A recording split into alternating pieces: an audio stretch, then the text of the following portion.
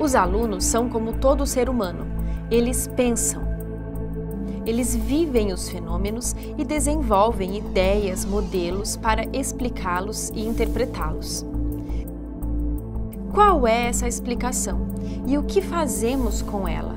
Ou seja, como ensinar a partir das ideias prévias dos alunos?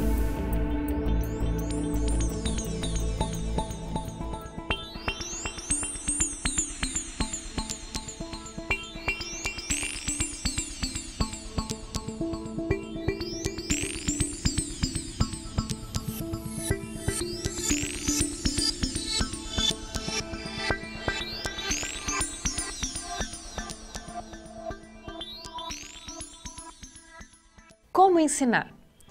Como levar os alunos do ponto inicial, que são as suas concepções prévias, alternativas, em direção ao conhecimento científico? Bom, o Diego me pediu para fazer esse vídeo e eu tinha aqui uns 20 aspectos que eu poderia abordar e eu tinha que escolher um. Então eu escolhi esse que é o plano de ensino. Como incluir as ideias dos alunos no meu planejamento pedagógico?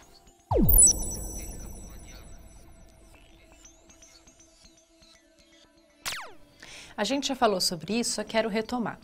Um erro é um indício de um pensamento, é uma ideia. Por exemplo, o aluno que faz esse erro para o formato da Terra, essa é a superfície do erro. O núcleo do erro é o referencial absoluto, ou seja, a dificuldade que ele tem para compreender o formato esférico da Terra tem origem na impossibilidade de colocar pessoas de cabeça para baixo, pendurados nessa esfera. A origem do erro é o que nós chamamos de concepção alternativa, pré-concepção ou ideia prévia, que a gente viu no vídeo sobre obstáculos conceituais. Bom, mas esse é o prelúdio, ou seja, essa informação eu tenho que ter previamente a elaboração do meu plano de ensino. Mas o que eu faço com ela? Bom, eu vou começar assim. O que eu não faço com ela?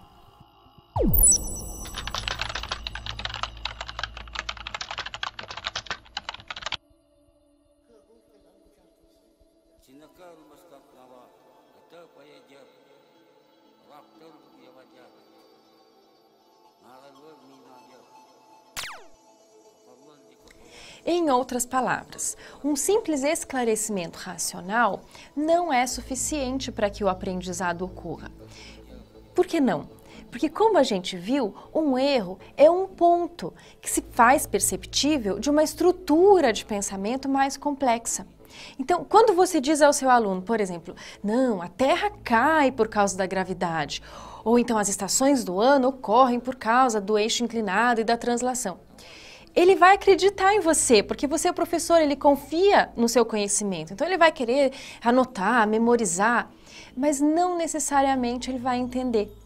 Porque ele está usando uma estrutura de pensamento, um modelo físico para interpretar os fenômenos e você está usando outro.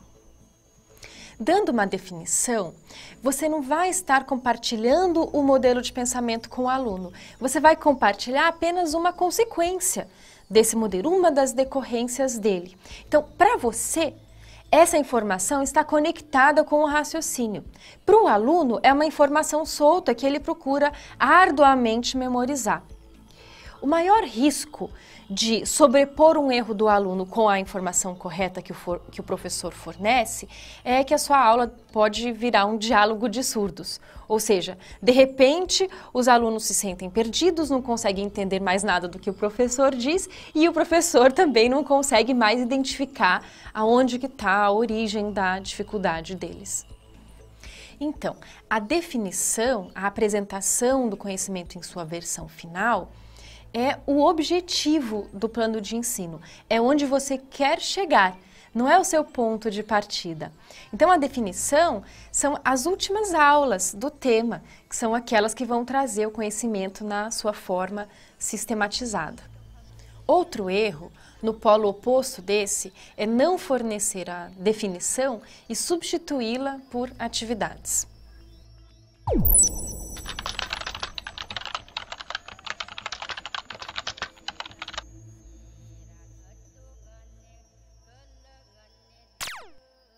Nesse plano, faltou a sistematização. Ou seja, o plano até pode ter a intenção de estar conectado com as ideias dos alunos, mas aquelas atividades, da maneira como ficam, fica uma justaposição de atividades que o aluno se perde. Onde o professor quer chegar com isso? Então, falta uma conexão das atividades com um objetivo conceitual que vai se explicitando a cada atividade e que é sistematizado em algum momento. Não é a quantidade de atividades que importa para o aprendizado de um conceito. Um excesso de atividades pouco discutidas e não conectadas com um eixo de ensino pode resultar naquele mesmo efeito de o aluno, após algumas aulas, se sentir perdido e não saber exatamente o que ele deveria estar aprendendo.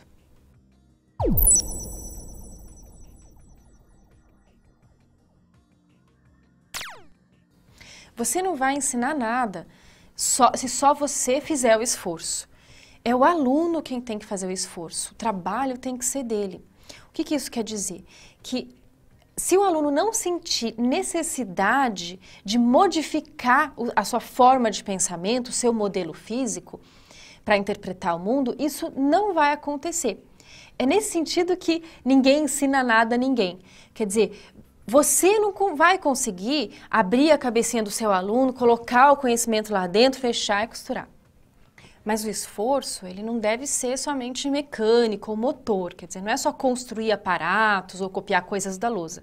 Tem que ser um esforço conceitual. Quer dizer, o aluno tem que se empenhar para resolver um problema tal que a solução necessite do aprendizado de um novo conceito. Você fez isso durante o curso, resolveu alguns desses problemas no curso e percebeu que esse esforço foi grande, até do ponto de vista emocional, né? Porque a gente não está acostumado com esses problemas, que não tem imediatas soluções, então eles nos causam um certo desconforto, uma insegurança, mas é assim mesmo.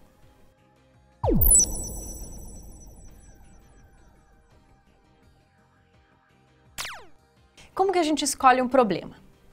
Vamos analisar alguns dos problemas que a gente escolheu aqui no curso. Então, qual é o lado de baixo? Esse problema a gente escolheu para tratar do referencial, né, dentro da astronomia. Por que a Terra não cai? Este teve o objetivo de a gente entender a mecânica celeste, a interação entre os astros que proporcionam um movimento curvo. Como eu comunico que eu vi uma determinada estrela ou constelação? Aqui foi para a gente aprender os conceitos da astronomia de posição. Por que o Sol não nasce no mesmo lugar todos os dias do ano? Este problema foi para tomar essa observação como um indício de que há um movimento do eixo de rotação da Terra em relação ao Sol, para começar a modelar o movimento de translação. Os nossos critérios de escolha, eu vou citar 4. Em todos eles, há uma clara conexão com o mundo empírico, ou seja, resolver um problema é explicar a causa de um fenômeno que ocorre no mundo. A gente montou o problema assim porque o conteúdo é um conteúdo científico e a ciência tem essa natureza. Ela procura explicar o que ocorre no mundo natural. São problemas difíceis, é claro, porque inicialmente você não sabe a resposta e tudo que você não sabe e vai ter que aprender é difícil. Depois que você aprende, ele se torna fácil, você já possui o modelo físico para interpretar isso, mas até lá ele é difícil. Estão claramente conectados com um conceito que é o objetivo de ensino do professor. Esse objetivo tem que estar inicialmente claro para o professor, estar claro durante todo o percurso. É claro que para o aluno ele não vai estar claro no início e vai se tornando claro conforme o aprendizado acontece. Tem conexão com o pensamento inicial do aluno, a ideia prévia dele. Ou seja, os problemas permitem que o aluno erre e que esse erro seja trazido à tona para ser discutido. Encontrar problemas com essas características não é tão trivial. Então, nós não inventamos todos esses problemas. Alguns a gente pegou que já estavam descritos na literatura de ensino de ciências, já foram utilizados por outros professores, que inclusive já descreveram resultados com os alunos. Então, a gente não precisa reinventar a roda. É isso que a gente chama de problematização do conhecimento, quer dizer, fazer com que o conhecimento venha em resposta a um problema de natureza conceitual, devidamente compreendido ou até formulado pelo aprendiz.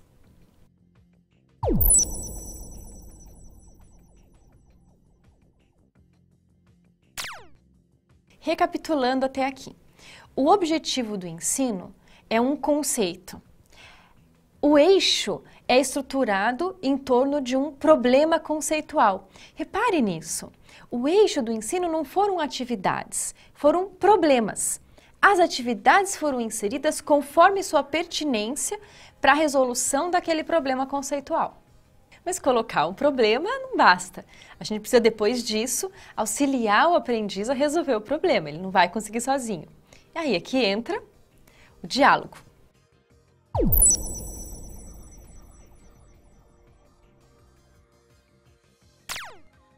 A estratégia principal para o aprendizado de um novo conceito é a interação com o professor e com o aluno. Mas não é qualquer diálogo, é aquele que auxilia o aluno a percorrer um caminho, a engendrar um processo de pensamento. O diálogo que funciona é aquele que dialoga com o pensamento do aluno. Por isso é importante o professor aprender a ouvir o aluno, ouvir essa escuta qualificada, que entende o que o aluno está pensando e interage com esse pensamento ponto a ponto. Então o diálogo é essa condução do aprendizado. Esse é, a meu ver, a parte mais especializada do saber do professor.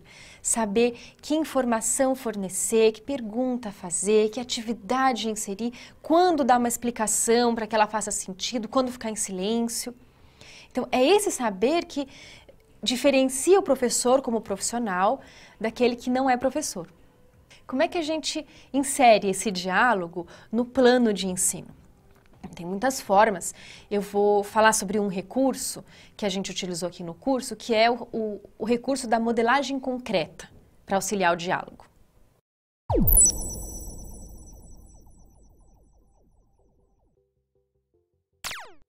Em astronomia, como em ciências naturais de uma forma geral, uma informação está sempre conectada a um modelo físico. Mas é um modelo dinâmico, né? Existe movimento, então a gente poderia considerar assim como uma maquete mental que você utiliza para conectar o mundo empírico com a teoria.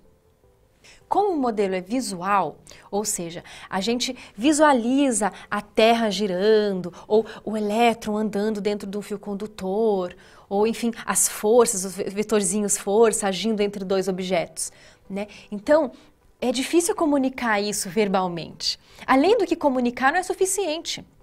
O aprendiz tem que internalizar o modelo e saber utilizar esse modelo para interpretar um fenômeno. E você tem que conseguir continuamente avaliar se o aprendiz está utilizando aquele modelo de uma forma adequada. Por isso, uma estratégia é mediar essa construção mental através de modelos concretos, como a maquete Terra-Sol, telúrio, que a gente tem usado nas aulas. Quer dizer, o objetivo vai ser que o aluno consiga internalizar esse modelo, vire um modelo mental para ele, ele possa prescindir da maquete com o tempo. Mas enquanto isso não acontece, o professor pode ver o pensamento do aluno se concretizando através das ações que ele faz para movimentar aquela maquete, e o aluno também pode ver o modelo que o professor está usando quando o professor movimenta a maquete.